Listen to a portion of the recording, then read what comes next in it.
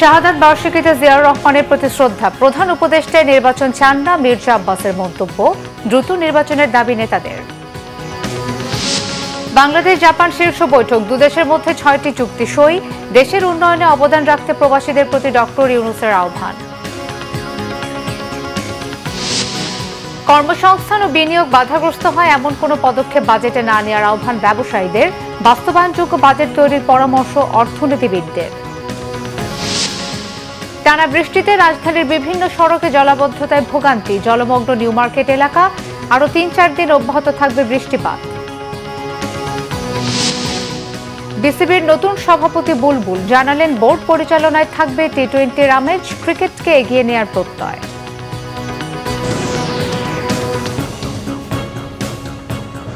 দেখছিলেন ক্রাউন 7 সংবাদ শিরোনাম। এবার বিস্তারিত। শহীদ রাষ্ট্রপতি জিয়াউর রহমানের ৪৪তম শাহাদাত বার্ষিকী আজ। দিনটিতে তার মাজারে ঢল নামে বিএনপির সর্বস্তরের নেতাকর্মী সহ সাধারণ মানুষের।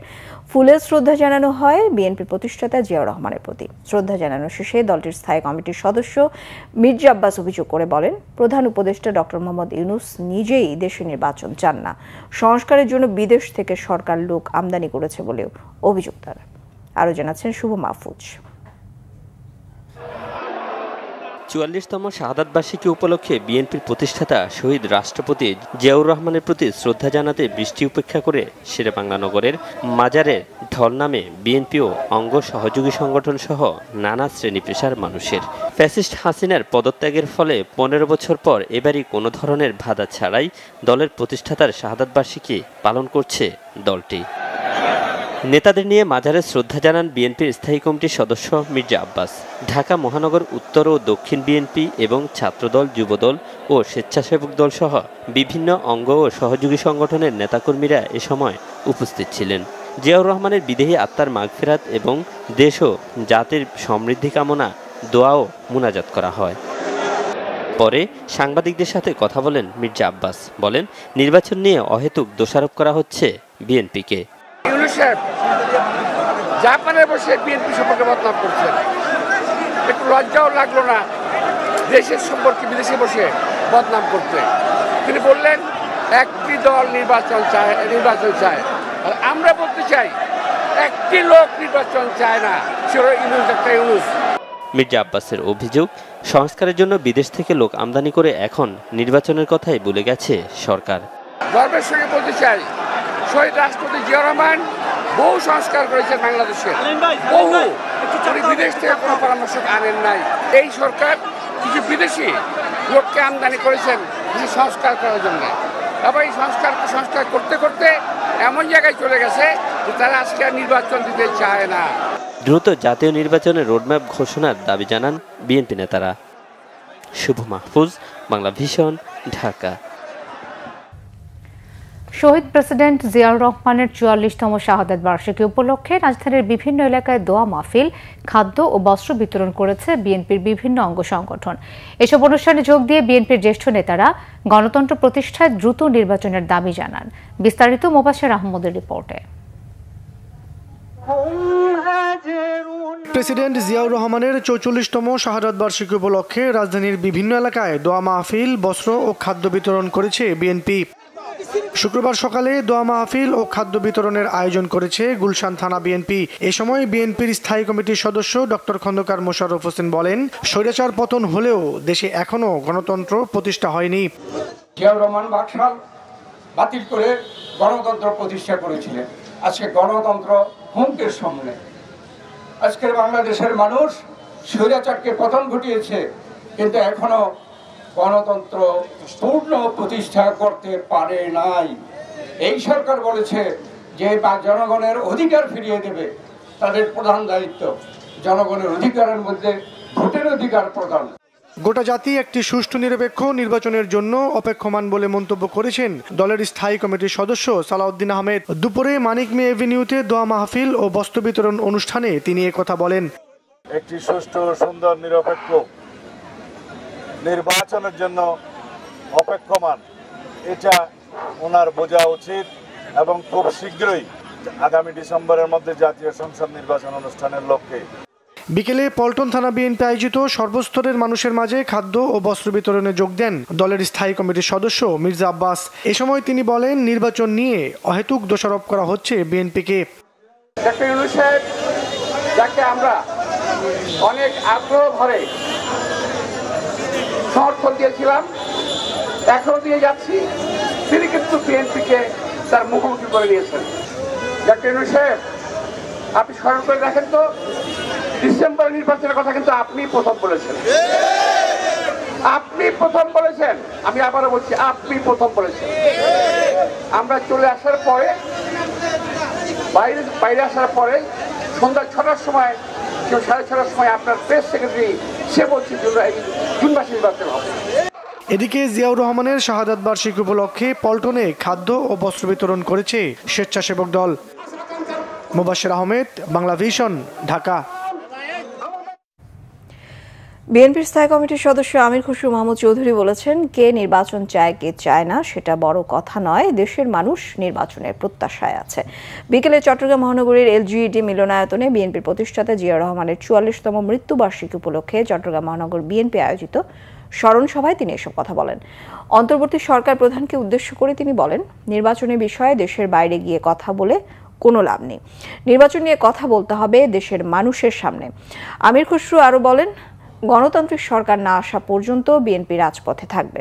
সংস্কার বিচারের যেসব কথা বলা হচ্ছে সেসব নির্বাচিত সরকার ছাড়া সম্ভব নয় বলেও মন্তব্য তার।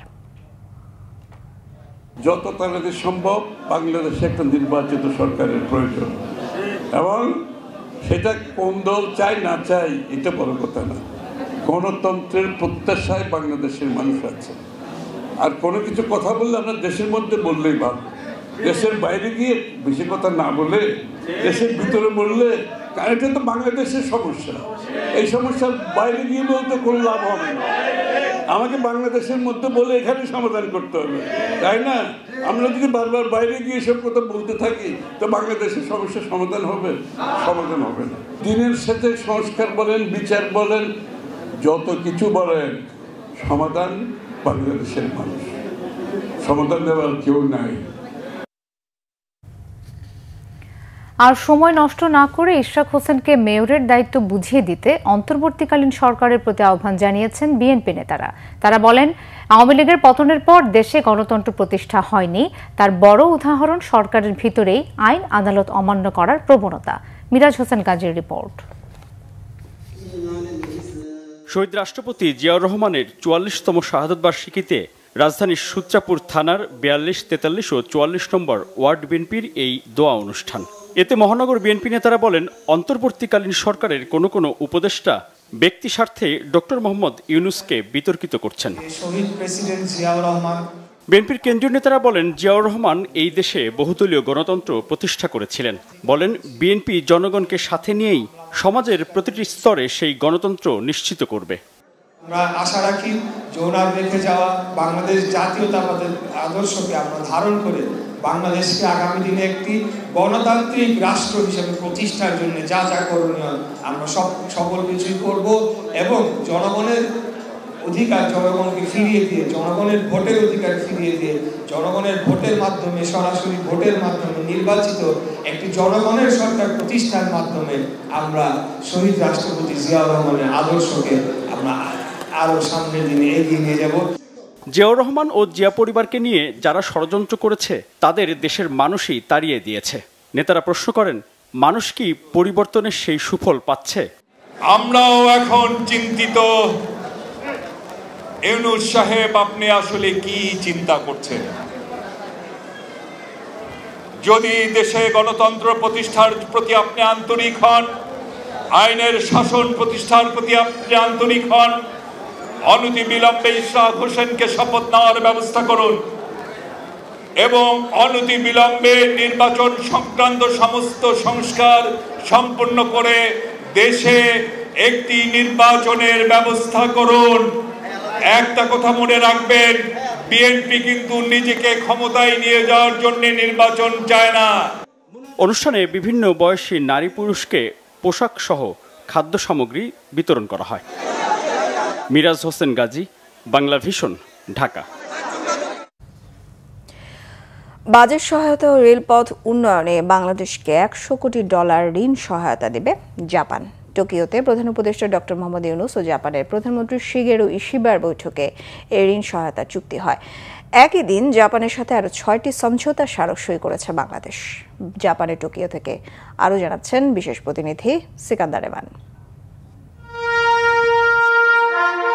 জাপান সফরের তৃতীয় দিনে স্থানীয় সময় সকাল 11:30 জাপানের প্রধানমন্ত্রীর কার্যালয়ে আসেন অন্তর্বর্তীকালীন সরকারের প্রধান উপদেষ্টা ডক্টর মোহাম্মদ ইউনূস।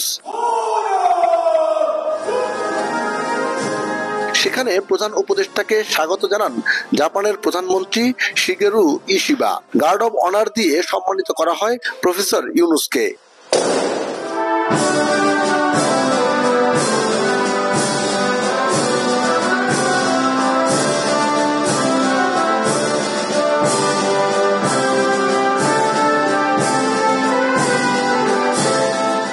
পরে দ্বিপাক্ষিক বৈঠকে বসেন জাপান ও বাংলাদেশ সরকারের প্রধান। সেখানে 6টি সমঝোতা স্মারক সই হয়েছে। এর মধ্যে বাংলাদেশ বিনিয়োগ উন্নয়ন কর্তৃপক্ষের ওয়ান স্টপ সার্ভিস, ব্যাটারি চালিত সাইকেল তৈরির কারখানা, প্রিপেইড গ্যাস মিটার স্থাপন, তথ্য নিরাপত্তায় পাইলট প্রকল্প চালু ও বাংলাদেশে বিশেষ অর্থনৈতিক অঞ্চলে জমি চুক্তি সংক্রান্ত সমঝোতা স্মারক সই করেছে বাংলাদেশ। এ সময় বাংলাদেশের বাজেট সহায়তা ও রেলপথের জন্য $1 বিলিয়ন দেওয়ার কথা জানায় জাপান। 1.063 মানে $1 বিলিয়ন একটু বেশি আমরা ওদের কাছে পাচ্ছি। আমাদের ভোটার রেজিস্ট্রেশন এগুলো অনেক কিছু আছে, তো এটার জন্য আমরা তাদের কাছে কিছু কিছু ইস্যুতে আমরা সাহায্য চেয়েছি। তারা জানিয়েছে যে তারা আমাদের পাশে থাকবে। এ সময় রোহিঙ্গা সমস্যার সমাধান সহ বিভিন্ন বিষয়ে বাংলাদেশের পাশে থাকার কথা জানায় জাপান। বাংলাদেশের উন্নয়ন এবং অগ্রগতির দীর্ঘদিনের সহযোদ্ধা এই জাপান, একই সঙ্গে বাংলাদেশের অকৃতম বন্ধুও জাপান। সেই জাপান সফরে যখন বাংলাদেশের এই মুহূর্তের অন্তর্বর্তীকালীন সরকার প্রধান প্রফেসর ডক্টর মোহাম্মদ ইউনূস আসলেন, তখন জাপান সরকার কিন্তু তার উদারতার হাত আরো বেশি প্রশস্ত করলো। বাংলাদেশের উন্নয়ন, অগ্রগতি এবং অবকাঠামোগত উন্নয়নের জন্য বাড়তি বরাদ্দের কথা ঘোষণা করলো জাপান সরকার। Sikandar Rahman, Banglavision, Tokyo, Japan. এদিকে বিভিন্ন দেশে অর্জিত জ্ঞান দেশের উন্নয়নে কাজে লাগাতে প্রবাসীদের প্রতি আহ্বান জানিয়েছেন প্রধান উপদেষ্টা ডক্টর মোহাম্মদ ইউনূস। জাপানে বাংলাদেশিদের সাথে মতবিনিময় সভায় তিনি বলেন, দালালের দৌরাত্ম্যে অনেক দেশ বাংলাদেশি শ্রমিক নেওয়া বন্ধ করে দিয়েছে। এ সময় প্রবাসীরা নিজেদের বিভিন্ন সমস্যার কথা তুলে ধরেন প্রধান উপদেষ্টার কাছে। টোকিও থেকে বিশেষ প্রতিনিধি সিকান্দার রেমানের আরও একটি রিপোর্ট। শুক্রবার বিকেলে টোকিওতে বাংলাদেশ দূতাবাসে এক মতবিনিময় সভার আয়োজন করা হয়। সেখানে যোগ দেন ডক্টর মোহাম্মদ ইউনূস। প্রবাসীরা প্রধান উপদেষ্টাকে কাছে পেয়ে অনেক দাবি দাওয়া উত্থাপন করেন। বাংলাদেশের শ্রমিকদের প্রতি জাপানিদের একটা আলাদা একটা দুর্বলতা রয়েছে। তারা সৎভাবে কাজ করে, পরিশ্রমী। শাকসবজি এবং মাছ, ফলমূল এগুলো আসলে আমাদের এখানে আসার একটা খুব সম্ভাবনা আছে যদি বিমানটা সবসময় চালু থাকে। আমাদের আকুল আবেদন আমাদের প্রধান উপদেষ্টার উপরে যে আমাদের বাংলাদেশ বিমানটা যাতে সচল থাকে। জাপান এক সুন্দর রাষ্ট্র এবং প্রবাসীরা বাংলাদেশের অনেক রেমিটেন্স যোদ্ধা এই দেশে বাড়লে ইনশাআল্লাহ বাংলাদেশের অর্থনীতিকে সমৃদ্ধশালী করবে। সেই দক্ষ কর্মী যেন তো দ্রুত নিয়ে আসা যায়, সেই হিসাবে আমি আমার প্রধান উপদেষ্টার দৃষ্টি আকর্ষণ করছি। জাপান আসতে হলে যে কোনো ইসের উপরে, কৃষি, মেকানিক্যাল, যে কোনো ব্যাপার উপরে তার একটা সার্টিফিকেট এবং কি করতে হবে, তার প্রশিক্ষণ দক্ষতা থাকতে হবে। দক্ষ কর্মীর জন্য জাপানে যে ব্রিজটা স্থাপন করতে যাচ্ছে, এটা আমাদের জন্য অত্যন্ত জরুরি হচ্ছে বিমান। সরকার প্রধান বলেন, ঘরে ঘরে নাগরিক সেবা পেতে উদ্যোগ নিয়েছে অন্তর্বর্তীকালীন সরকার। এ সময় বিদেশ থেকে অর্জিত জ্ঞান দেশ মেরামতের কাজে লাগানোর আহ্বান জানান তিনি। আপনাদের সমর্থন না পেলে, আপনাদের এই সাহায্য না পেলে বাংলাদেশ উঠে দাঁড়াবার কোনো সুযোগ ছিল না।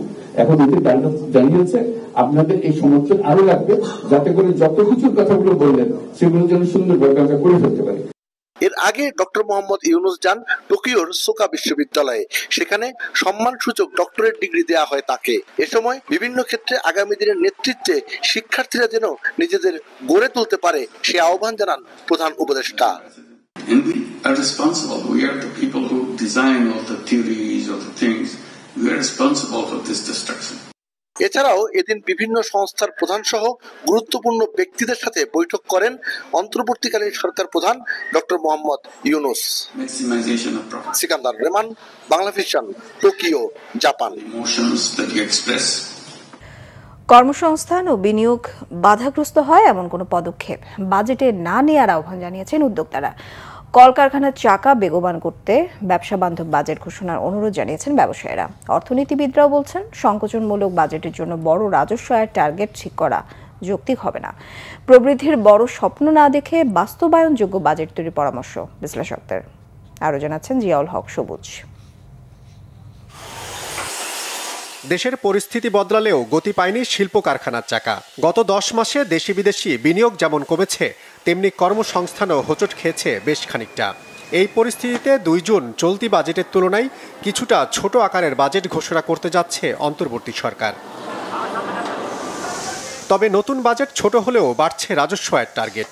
1.25 লাখ কোটি টাকার রাজস্ব ঘাটতি সত্ত্বেও সংশোধিত লক্ষ্যমাত্রার চেয়ে 40,000 কোটি টাকা বাড়িয়ে ধরা হচ্ছে নতুন লক্ষ্যমাত্রা। তবে ব্যবসায়ী ও উদ্যোক্তারা চান শুল্ক করের প্রভাবে ব্যবসায়ীরা যাতে কোনোভাবে ক্ষতিগ্রস্ত না হন, সেই উদ্যোগ বাজেটে থাকা জরুরি। গ্যাসের প্রেশার খুবই কম, 0.5 দিয়ে তো বয়লারও চলে না, ক্যাপটিভও চলে না। তারপর পিডিবি বা আরএভি 8 থেকে 10 ঘন্টা লোডশেডিং। তো এইভাবে তো আর ইন্ডাস্ট্রি চালানো যাচ্ছে না। এই বাজেটে প্রথম নিশ্চিত করতে হবে এনার্জিটাকে, দ্বিতীয় করতে হবে যে আমার বেসিক র মেটেরিয়াল যেটা আমরা বাইরের থেকে আনি সেটার উপর যাতে জিরো ট্যারিফ থাকে। আর একটা হচ্ছে ব্যাংকগুলো যাতে অবাধভাবে তারল্য দিতে পারে এবং ব্যাংকগুলো যেই লোনগুলো বাইরে দিয়েছে বা খিলাফ হয়েছে সেগুলোর ব্যাপারে বাংলাদেশ ব্যাংকে আরও অ্যাক্টিভ হইতে হবে। অর্থনীতিবিদরাও বলছেন বাজেটের মূল ফোকাস হওয়া উচিত উচ্চ মূল্যস্ফীতির হ্রাস টেনে ধরা।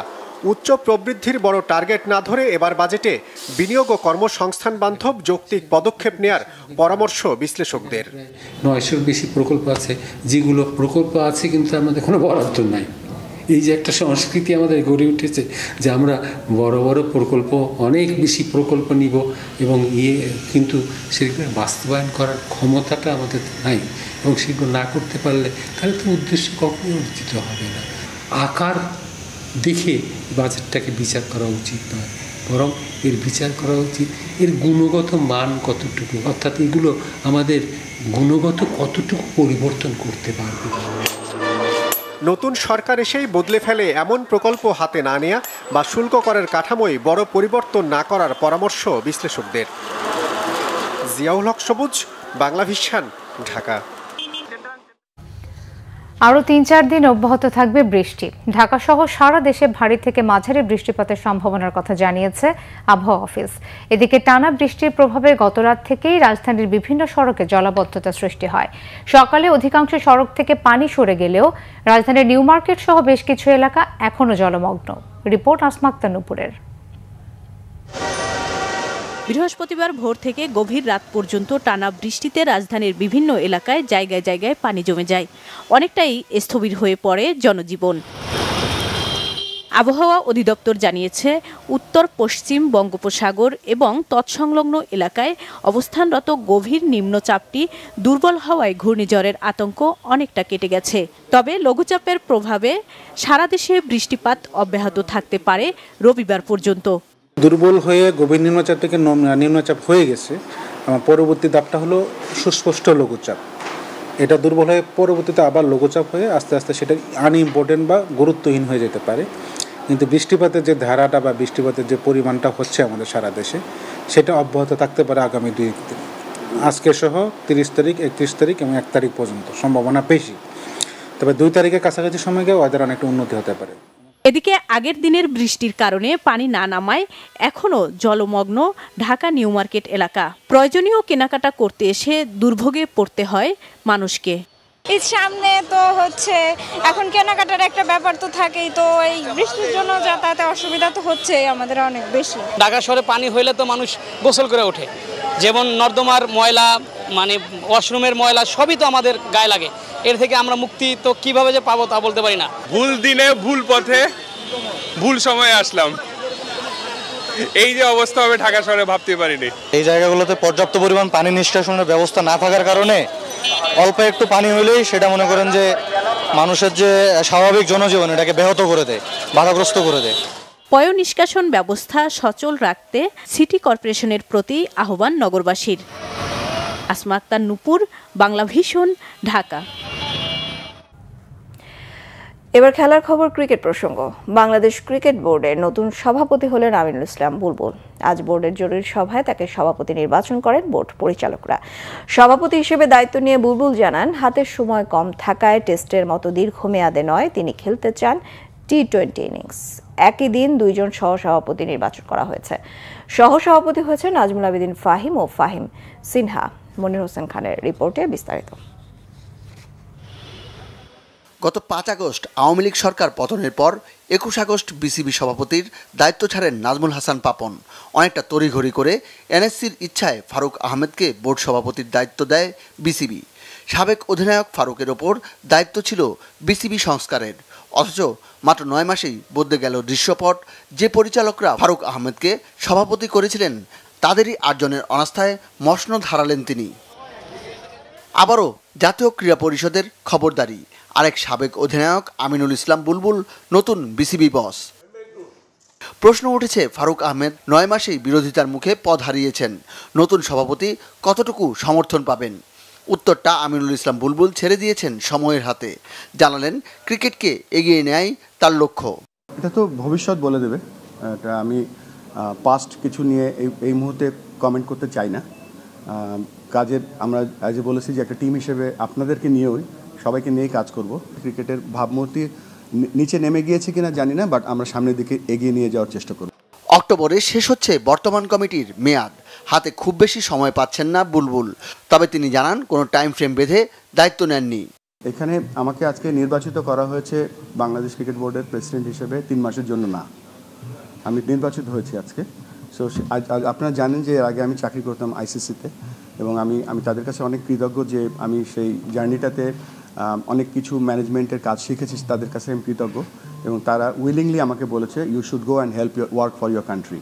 সো এখানে কোনো আমার কাছে আইসিসির সাথে কোনো 2 মাস বা 3 মাসের কোনো চুক্তি নেই। আমি বেসড অন মাই নিড আমি এখানে কাজ করব, এবং সেটা অবশ্যই কোনো টাইম ফ্রেম নেই এখানে। যেহেতু সময়টা কম, আমরা জানি যে টেস্ট ম্যাচ 5 দিনের হয়, 1 ডে হয় 7 ঘন্টার। তা আমি একটা কুইক টি-20 ইনিংস খেলতে এসেছি এখানে। সো একটা ভালো টি-20 ইনিংস খেলবো, যে ইনিংসটা আপনারা সকলে মনে রাখবেন, এবং চেষ্টা করব ওভারঅল বাংলাদেশে যে ক্রিকেটটা যাতে একটা সবাই খেলতে পারে, সবার খেলা হয়, আমাদের একটা স্টেটমেন্ট হয় ক্রিকেট সবার জন্য, এরকম একটা কাজ শুরু করে দিয়ে যেতে চাই। গুঞ্জন আছে, প্রধান নির্বাহীর দায়িত্ব নিতে চেয়েছিলেন বুলবুল। এমনকি মন্ত্রণালয় থেকে বিসিবি সভাপতির প্রস্তাব গেলে পারিশ্রমিক দাবি করেন তিনি। তবে এসব কথা উড়িয়ে দিলেন দেশের প্রথম টেস্ট সেঞ্চুরিয়ান। আজকে সকালেই দেখলাম একটা নিউজ কোথায় জানি ওই হোয়াটসঅ্যাপে এসছে, আমি প্রথম প্রেসিডেন্ট 12 লক্ষ টাকা বেতন নিয়ে কাজ করছি। তো এই ধরনের এগুলো একেবারেই অসত্য কথা। তারপরে এসছে যে আমি নাকি সিইও হওয়ার জন্য অনুরোধ করেছি, বা একটা নাম্বারও বলা হচ্ছে সেখানে। এগুলো একেবারেই সত্য কথা নয়, কোনো ফোরামেই আমার সাথে আলোচনা হয়নি। বাংলাদেশ ক্রিকেটের উত্থান আকরাম বুলবুলদের হাত ধরে। 1999 বিশ্বকাপের অধিনায়ক বুলবুল দেশের ডুবতে বসা ক্রিকেটকে বাঁচাতে তিনি কতটা সফল হন, সেদিকে চোখ থাকবে দেশের ক্রিকেট প্রেমীদের। মনির হোসেন খান, বাংলা ভিশন, ঢাকা। প্রধান উপদেষ্টার বিশেষ সহকারী মনির হায়দার বলেছেন, হাসপাতালে চিকিৎসা ক্ষেত্রে সবচেয়ে গুরুত্বপূর্ণ স্বাস্থ্যকর পরিবেশ ঠিক রাখা। সকালে মেহেরপুর 250 শয্যা বিশিষ্ট জেনারেল হাসপাতালে পরিদর্শনকালে তিনি এসব কথা বলেন। মনির হায়দার বলেন, দেশের সম্পদের সীমাবদ্ধতা রয়েছে, প্রয়োজনের তুলনায় বাজেট ও লোকবল কম। চিকিৎসক না পাওয়া, না থাকা সারা দেশের হাসপাতালের চিত্র একই। সীমাবদ্ধতার মাঝেও হাসপাতালের পরিবেশ রক্ষা করা খুবই জরুরি বলে মন্তব্য তার। সমন্বিত চেষ্টায় হাসপাতালের স্বাস্থ্যকর পরিবেশ ঠিক রাখা সম্ভব বলে মনে করেন প্রধান উপদেষ্টার এই বিশেষ সহকারী। আমাদের প্রয়োজনীয় লোকবল নেই, প্রয়োজনের তুলনায় বাজেট কম, তারপরে ডাক্তার না পাওয়া, না থাকা, এটা সারা বাংলাদেশের অভিন্ন চিত্র। হাসপাতালে শুধু ওষুধ কিংবা ডাক্তারের ব্যবস্থাপত্র এটাই চিকিৎসার সবকিছু না। চিকিৎসার ক্ষেত্রে খুবই গুরুত্বপূর্ণ হলো পরিবেশ। একজন মানুষ যেখানে চিকিৎসা গ্রহণ করবেন সেটার পরিবেশ যদি ভালো না হয়, তাহলে অনেক সময় সুস্থ মানুষও অসুস্থ হয়। আগের দিনের টানা বৃষ্টিতে বেশিরভাগ বাজারই পানিতে ডুবে গেছে। চাহিদা কম থাকায় কমেছে সবজির দাম। কমতির দিকে চাল, ডাল ও মাছের বাজারও। কোরবানির ঈদকে সামনে রেখে এলাচ সহ কিছু মশলাপাতির দাম বেড়েছে, কমেছে মুরগির দাম। বিস্তারিত মামুন আব্দুল্লাহর রিপোর্টে। আগের দিনের একটানা বৃষ্টিতে পানি জমে রাজধানীর বেশিরভাগ বাজারের চিত্র এমনই। বাজার করতে এসে কাদা পানির ভোগান্তি।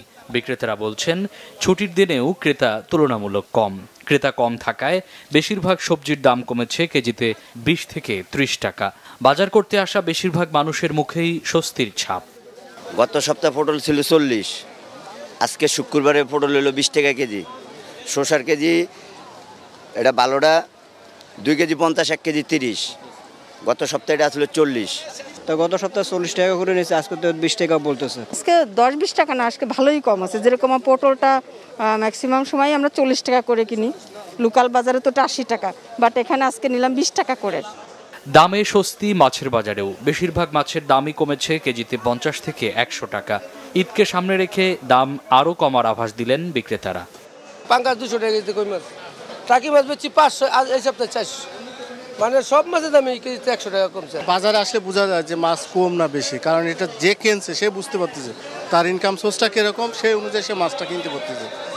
চালের বাজারও কমতির দিকে। নাজিরশাইলের দাম তুলনামূলক কমলেও মিনিকেটের বাজার বেশ নিম্নমুখী। তবে সিন্ডিকেটের খপ্পরে তা কতদিন থাকে তা নিয়ে সন্দেহ ব্যবসায়ীদের।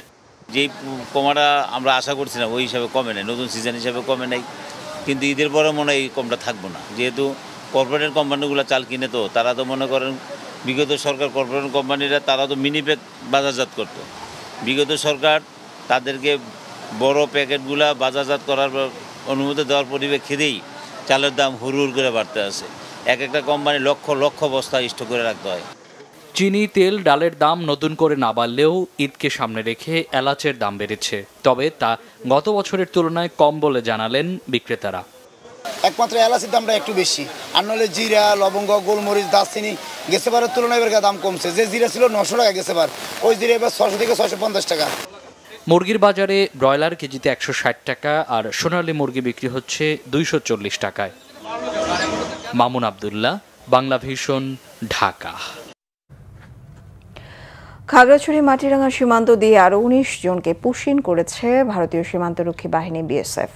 বিজিবি জানিয়েছে মাটিরাঙ্গার তাইনদং ইউনিয়নের আমবাগান সীমান্ত এলাকা দিয়ে শুক্রবার ভোর 5টার দিকে তাদের পুশিন করা হয়। এ সময় 14 জন নাগরিককে আটক করে বিজিবি। পরে জামিনীপাড়া ব্যাটালিয়নের তত্ত্বাবধানে তাইনদং ডিপি পাড়া সরকারি প্রাথমিক বিদ্যালয়ে রাখা হয় তাদের। তারা কোন দেশের নাগরিক তা যাচাই বাছাই করা হচ্ছে। এদিকে হবিগঞ্জে চুনারুঘাট উপজেলার কালেঙ্গা সীমান্ত দিয়ে শিশুসহ 22 বাংলাদেশিকে পুশিন করেছে ভারত। কালেঙ্গা বিজিবি ক্যাম্পের ইনচার্জ জাকারিয়া ইবনে কাদির পুশিনের এ খবর নিশ্চিত করেছেন। সামাজিক যোগাযোগ মাধ্যমে হত্যার হুমকির ঘটনায় বুয়েটের নিহত শিক্ষার্থী আবরার ফাহাদের ছোট ভাই আবরার ফায়াজ রাজধানীর শাহবাগ থানায় সাধারণ ডায়েরি করেছেন। ঢাকা মহানগর ছাত্র ইউনিয়নের সাবেক সভাপতি শাহরিয়ার ইব্রাহিম সহ 2 জনের নামে তিনি জিডি করেন।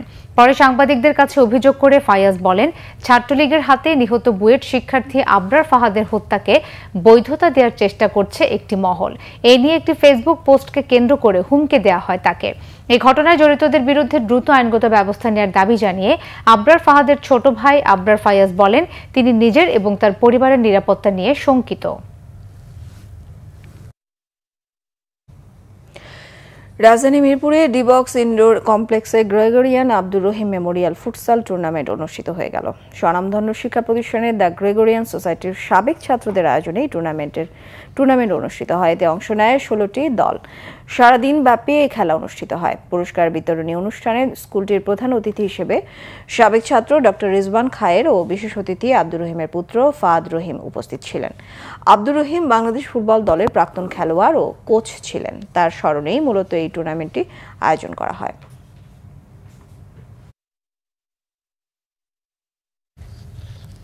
আরো কিছু খবর নিয়ে একটি ডেস্ক রিপোর্ট।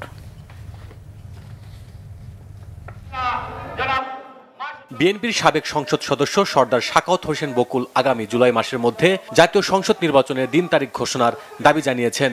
সন্ধ্যায় নরসিংদীর মনোহরদীতে শহীদ রাষ্ট্রপতি জিয়াউর রহমানের 44তম শাহাদাত বার্ষিকী উপলক্ষে আলোচনা সভা ও দোয়া মাহফিলে প্রধান অতিথির বক্তব্যে তিনি একথা বলেন। শহীদ রাষ্ট্রপতি জিয়াউর রহমানের 44তম শাহাদাত বার্ষিকী উপলক্ষে রাজধানীর ভাটারা থানা বিএনপির উদ্যোগে গরিব অসহায় মানুষের মাঝে শাড়ি লুঙ্গি বিতরণ করা হয়েছে। বিএনপির নেতা আব্দুল লতিফের সভাপতিত্বে এতে প্রধান অতিথি ছিলেন বিএনপির নির্বাহী কমিটির ক্ষুদ্র ঋণ বিষয়ক সম্পাদক ডক্টর এম এ কায়ুম। অনুষ্ঠানে আরো উপস্থিত ছিলেন মুক্তিযোদ্ধা মোহাম্মদ আলী খান সহ ভাটারা থানা বিএনপি ও সহযোগী সংগঠনের নেতারা। আধুনিক বাংলাদেশের স্থপতি শহীদ রাষ্ট্রপতি জিয়াউর রহমানের 44তম শাহাদাত বার্ষিকী উপলক্ষে আলোচনা সভা ও দোয়া মাহফিল হয়েছে ময়মনসিংহের গফুরগাঁওয়ে। পৌর ও পাগলা থানা বিএনপি এবং অঙ্গ সহযোগী সংগঠন আয়োজিত এতে প্রধান অতিথি হিসেবে উপস্থিত ছিলেন ময়মনসিংহ দক্ষিণ জেলা বিএনপির সাবেক যুগ্ম আহ্বায়ক আক্তারুজ্জামান বাচ্চু। শহীদ রাষ্ট্রপতি জিয়াউর রহমানের 44তম শাহাদাত বার্ষিকী উপলক্ষে আলোচনা সভা, দোয়া, গণভোজ ও ঈদ সামগ্রী বিতরণ করা হয়েছে নারায়ণগঞ্জের সোনারগাঁওয়ে। পৌর বিএনপির সাবেক যুগ্ম আহ্বায়ক লায়ন মোহাম্মদ শফিকুল ইসলাম নয়নের সভাপতিত্বে প্রধান অতিথি ছিলেন বিএনপির জাতীয় নির্বাহী সদস্য অধ্যাপক মোহাম্মদ রেজাউল করিম। রাজধানীর মোহাম্মদপুর থেকে শুরু হয় কিশোর গ্যাং কালচার, আর এর মাস্টারমাইন্ড হিসেবে দায়ী আওয়ামী লীগ নেতা জাহাঙ্গীর কবির নানক। ঢাকা রিপোর্টার্স ইউনিটিতে এক সংবাদ সম্মেলনে এমন অভিযোগ করেছেন ঢাকা মহানগর উত্তর যুব দলের যুগ্ম আহ্বায়ক মোহাম্মদ জাহিদ হোসেন। সংবাদ সম্মেলনে তিনি বলেন, দুটি গণমাধ্যম রহস্যজনক কারণে কোনো বক্তব্য না নিয়েই আওয়ামী লীগের দোষরদের পক্ষাবলম্বন করে তার নাম ব্যবহার করে মিথ্যা সংবাদ প্রকাশ করেছে। এতে করে তাকে রাজনৈতিক বা সামাজিকভাবে নয়, পারিবারিকভাবেও হেয় প্রতিপন্ন করা হয়েছে। নানা কর্মসূচির মধ্য দিয়ে পালিত হয়েছে শান্ত মারিয়াম ফাউন্ডেশনের প্রতিষ্ঠাতা চেয়ারম্যান বীর মুক্তিযোদ্ধা মোহাম্মদ ইমামুল কবির শান্তর পঞ্চম মৃত্যুবার্ষিকী। রাজধানীর বনানী কবরস্থানে মরহুমের সমাধিতে করা হয় পুষ্পস্তবক অর্পণ। এছাড়া শান্ত মারিয়াম বিশ্ববিদ্যালয় ক্যাম্পাসে আয়োজন করা হয় রক্তদান কর্মসূচি, স্মরণ সভা ও দোয়া মাহফিলের। উপাচার্য অধ্যাপক ডক্টর মোহাম্মদ শাহী আলমের সভাপতিত্বে এতে উপস্থিত ছিলেন বিশ্ববিদ্যালয়ের বোর্ড অব ট্রাস্টিজের চেয়ারম্যান বরেণ্য চিত্রশিল্পী অধ্যাপক মুস্তাফিজুল হক, বোর্ড অব ট্রাস্টিজের সদস্য ডাক্তার আহসানুল কবির, প্রাক্তন প্রো ভাইস চ্যান্সেলর ও ভারতের আশিস সরকার সহ সুন্দরবন কুরিয়ারের এবং বিশ্ববিদ্যালয়ের ডিন সহ ঊর্ধ্বতন কর্মকর্তারা।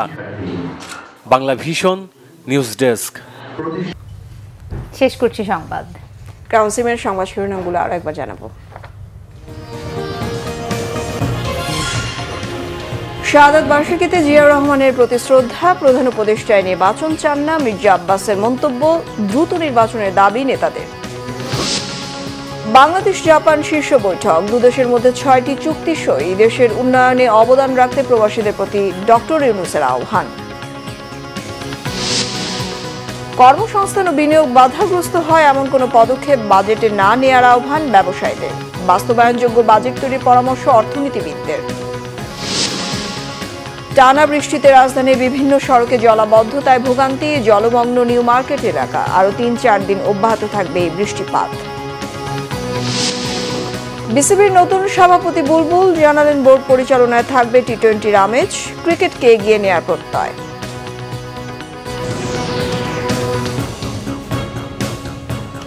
এই ছিল এখনকার মতো। পরের সংবাদ রাত 1টায় দেখার আমন্ত্রণ রইল। এছাড়া বাংলা ভিশন সংবাদ ও সংবাদ সংশ্লিষ্ট অনুষ্ঠান দেখতে ভিজিট করুন www.bbnews24.com, facebook.com/banglavisionnews এবং সাবস্ক্রাইব করুন youtube.com/banglavisionnews। ধন্যবাদ। শুভরাত্রি।